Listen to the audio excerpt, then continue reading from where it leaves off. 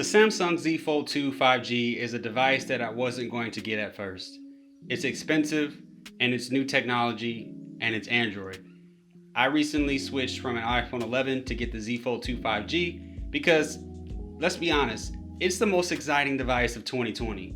And the smartphone space has been rather stale lately. I mean, every device is the same old candy bar style, front glass, back glass, sometimes matte glass, same camera array. There's nothing really exciting about it.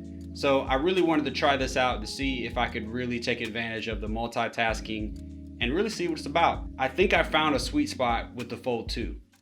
And let's be honest, it folds. That really doesn't get old. That's a nice sound. What's up, internet? My name is Matt Gisantana. Welcome to the office where we discuss tech and the world around it. If you like videos like this, definitely subscribe. More to come. I'm going to be covering a lot on this device, including a camera review and also link to Windows and even Samsung DeX. This is a really powerful device. Do me a huge favor and go ahead and hit that like button. It really helps the channel get discovered. It helps the algorithm push my videos to the top. And without further ado, let's get into the review. So let's start with the hardware before I get into the software. And I don't want to get too technical because the specs really weren't the most important factor in why I purchased this. I didn't buy the Z Fold 2 because it had the Snapdragon 865 Plus or 12 gigs of RAM or 256 gigs of onboard storage. It does not have an SD card slot, so that is one thing that I do wish it had. Being that this is a high-end device, 256 gigs is enough for me. I have plenty of space for what I need to do. However, it would be nice to have some headroom of maybe 512 or even a micro SD card slot so you can add, up to a terabyte of additional storage just in case. I mostly purchased this for the purpose of using it to multitask, and I'll cover that a little bit later in the software portion of this review. So you essentially get two devices with the Z Fold. You're getting a smartphone and a tablet built into one.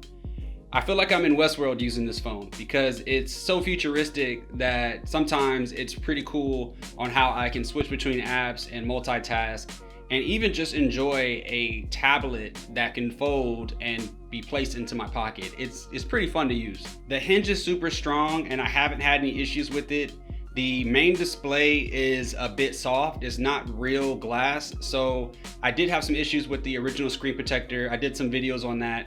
And I eventually replaced it with a matte screen protector, and so far I like it. It does take away from the quality, but overall it does improve the usability of the device as I don't have to deal with fingerprints, and also the glare is reduced with the matte screen protector. So the 7.6 inch main display is 120 Hertz and the outer display is 6.2 inches. So you're getting very large screens, however, a little bit different aspect ratios. For example, the outside the screen, the 6.2 inch screen, is very narrow. So it feels a little long in the hand, but it has like a 21:9 aspect ratio. So if you're watching media, you're gonna see large bars on the left and the right of your video.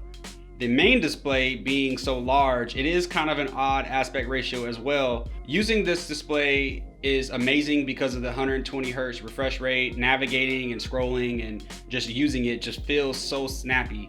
Now, I don't really notice the difference on the 120 Hertz screen main display when I go back to the secondary display that is only 60 Hertz. I don't really notice it, but I will say that I do enjoy using the main display more because of the refresh rate. So it's really a crapshoot when it comes to whether 120 Hertz is a must-have feature, but I will say that it is very nice to have and I really enjoy it. The battery is pretty big. It's 4,560 milliamps, and basically you're gonna get through a whole day use very easily. If you're a heavy user like me, you may find yourself having to plug up once, maybe twice during the day, but it does charge pretty quick. You can get 50% in about 30 minutes. If you need to charge up completely, it will take about a little under an hour and a half, and that's a little disappointing because I really wish this had 25 watt fast charging and maybe even 15 or 20 watt wireless charging.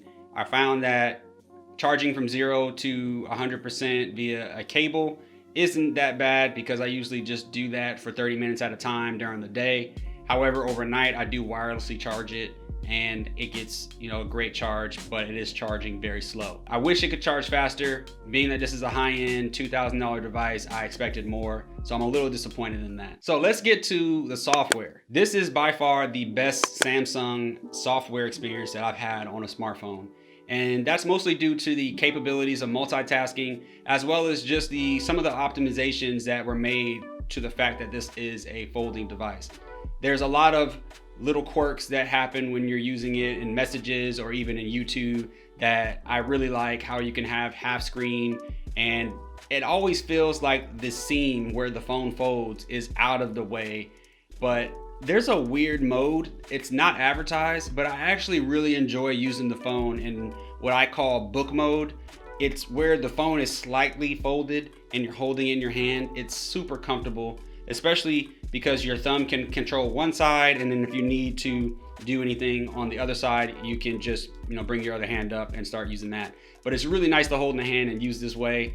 I think it's kind of underrated. I'm not sure if anybody else uses it like this. If you have a Z Fold 2 and you use it like that, smash that like button. Drop a comment down below on why you like using it that way. I think it's something that Samsung should probably optimize a little bit more. So this phone essentially replaced my iPhone 11 and my iPad 6th generation. It enables me to edit photos as a photographer. I can create marketing for social media. I can also run 3 apps at a time for work, which I absolutely love. I'll have like Jira open, Slack, and WebEx all at the same time. I feel really capable waking up in the morning and grabbing this device as my primary device for the day. I can literally work my entire day off of this and get a lot done. So let's talk about the cameras for a second. And as a photographer, I'm a little bit nitpicky, but I just think that this is something that everybody should know. The shutters on this phone are extremely slow. If I were to take an iPhone 11 and a Z Fold 2 and put them next to each other and try to initiate the shutter, there is a noticeable lag on Samsung shutters. And that really makes a difference when you're trying to take photos of your kids or dogs or just something that is fast moving, because a slightly delayed shutter could be a blurry picture, a bad picture, a missed moment. And honestly, I expect more from a device being this expensive, and also from it being the Samsung premier device, like the flagship device. The S20 Ultra has better cameras than this, and I think that's kind of unacceptable for a phone of this caliber to have cameras this bad. It's not bad, it's just not as good as what I would expect from a device like this. So who is this phone for? And what are my final thoughts on this after using this for 30 days? So this device is for people like me, working professionals, maybe even content creators, people who demand a lot of their smartphone and can really push and utilize the features of this phone. Otherwise, at $2,000, I don't think it's for most people. But with that being said, it replaces my iPhone 11 and my iPad. So if you were to buy those devices separately, you're coming up to around $1,500 mark. And if you are a minimalist and you like to carry as few devices as possible, this can really be a great tool. It's Android, so I can do things like plug up my camera, my EOS R directly to it and do a photo dump or a video dump of something from a wedding or an event that I'm shooting. I can plug it up directly, move everything off the SD card, and now I have a free SD card to continue shooting. I can use it as a monitor for doing things like this. So right now I have my monitor, I'm actually looking at myself to make sure that I'm still focused while I'm doing this video. So there's a lot of little things that I love about this phone that I think that a lot of people will appreciate if you're in the business like myself, where you're a photographer, videographer, working professional, where you need multitasking. Otherwise, the other Samsung options are amazing. The S20 FE, the S20 Ultra, those are better options for most people. But if you're looking for bleeding edge, this is it. Last but not least, I reached out to people on Twitter, Facebook, and Instagram and asked them what questions that they have specifically about using the Z Fold 2 5G. So let's get into those questions. Okay, so let's start with Twitter. This one is from Naked Viking. How's the glare? Does the screen feel flimsy, especially on the folding part? So Prior to changing out the screen protector, there was quite a bit of glare because the screen protector was a glossy one. It really wasn't that bad. I didn't have any issues with it. If you were out in sunlight, you might have issues with it, but for the most part, it was not that glary. Now that I have a matte screen protector, there's no glare. It's completely flat and dull, and I don't have any issues with it at all.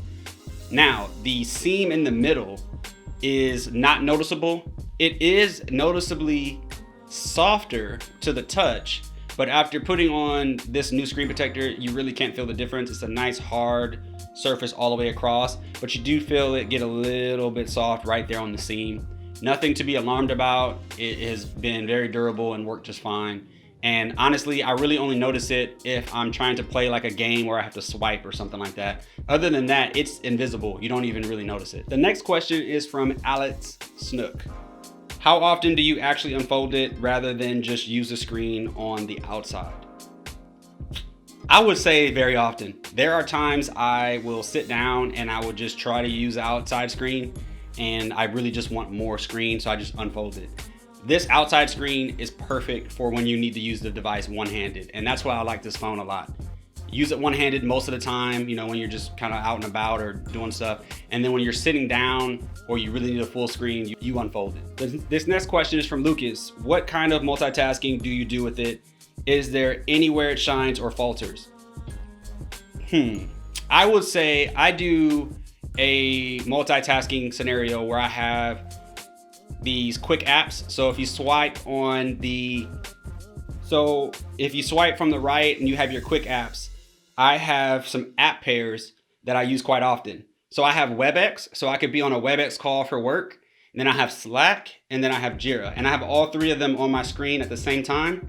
And then I have the actual device, the Fold, I have it sitting on a wireless charger that sits it upright. And then I have an actual Logitech MX Master that I have paired with this. And I actually just control all three of those apps while I'm listening to the call. So I'll have my computer up for work, and then I'll have all of these up on my Fold. And then if I need to like unmute myself or do whatever, I just pick up my mouse, switch it, unmute myself, and then talk to my teammates or whatever. But I use that like 75% of the time when I'm at work.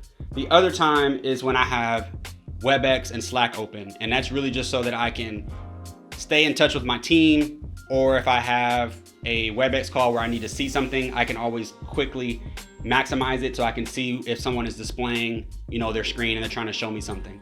But I use that multitasking all the time and it shines. Where it falters is where sometimes there are apps that when you load, for some reason, they'll load up blank. So if I try to multitask with a specific app, let's just say it's Peacock or Netflix or maybe even Facebook sometimes, I'll load the app and there will just be a black screen.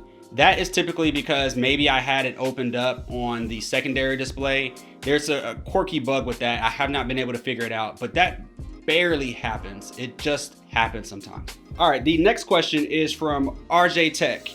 Do you find it too big? So I find it a little bit on the long side when it's folded. It feels weird in your pocket. Like it kind of feels like it's gonna fall out, especially if you have sweatpants. And I actually think you covered that in your review. I cannot wear these with sweatpants. If I have it in my pants, it will just slide right out. Actually, I think it has done that in the car, and I actually have a little dent. You can see it. Nah, you can't see it.